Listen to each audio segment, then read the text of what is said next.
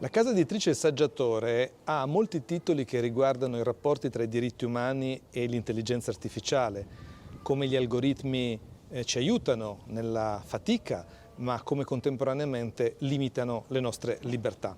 Ecco perché il Festival dei Diritti Umani ha deciso di dare la voce ad alcuni autori del Saggiatore. Buona visione!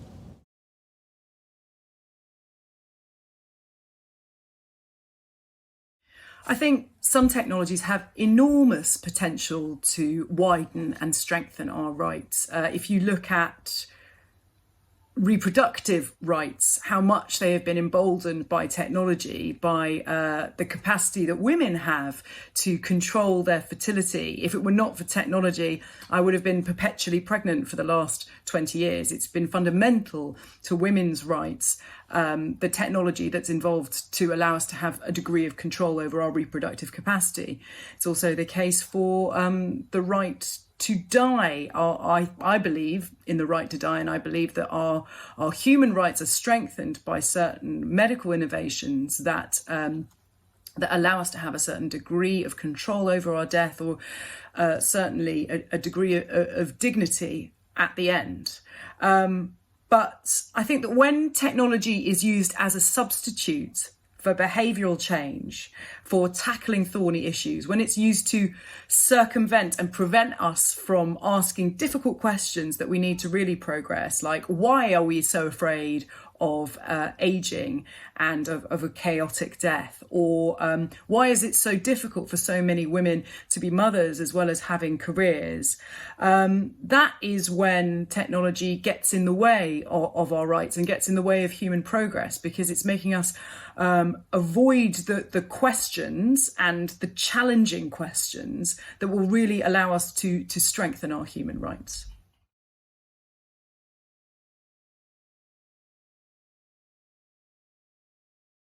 I think that ethical boundaries can be pushed without human beings deciding to do so if those ethical boundaries are presented not as ethical boundaries, but as commercial choices. They become purchasing decisions. If you're deciding to buy a sex robot, for example, you choose to buy it. You don't choose to push on a boundary that defines what it means to be human. And when they become purchasing decisions, people can be marketed to and sold to without realizing that if they buy, they are making they are stepping into difficult ethical territory. A sex robot, for example, is marketed as a true companion for the bereaved, the lonely, the socially awkward, your ideal partner. Somebody buying that is not going to think perhaps their capacity for human empathy will be eroded by having a partner that always agrees with them, that wants whatever they want and never says no. They're not going to be thinking that far. So it's the unintended consequences of these technologies that lead to ethical boundaries being challenged without human beings ever having to explicitly challenge them.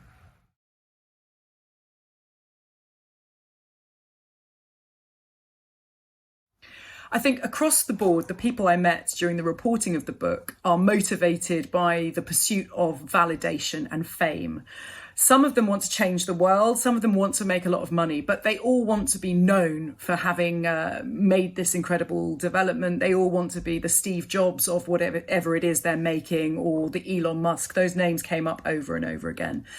For many of them, marketing was incredibly important. This was all about the hype around their product. But for some of them, particularly those that are funded with public money, so scientists at research institutions, it was much easier to buy the idea that they were really on the edge of changing humanity and doing fantastic things for us all.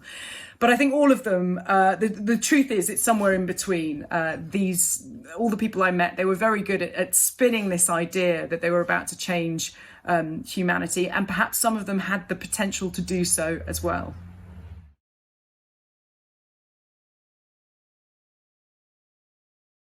Birth, food, sex and death are the most fundamental and the most intimate parts of human experience. And I would argue that as such, there is not very much that the political realm can do in policing them. And when it comes to specifically those four inventions, those four technologies that I look at in the book, and the role of governments in policing their use and their application, I would say there's not very much that governments can do, because in practical terms, these are global issues and individual governments can only look after what is in their own jurisdiction. There is a campaign against sex robots, for example, in the UK that wants the British government to ban sex robots, but that's not going to stop them from being made. There'll be governments overseas that will be more than happy for them to be made on their shores. Similarly, there are ethical restrictions on how long you can grow an embryo outside the human body, and many countries have signed up to them, but North Korea hasn't, Russia hasn't. There's nothing to stop Russian and North Korean scientists from growing a baby for as long as possible outside the human womb. So I would say the greatest power we have at the moment is our power as consumers to say that we do not want these things, and also the power to have this critical discussion before these products really arrive on our doorsteps, to ask whether or not we want them and what restrictions we can put in place on their use.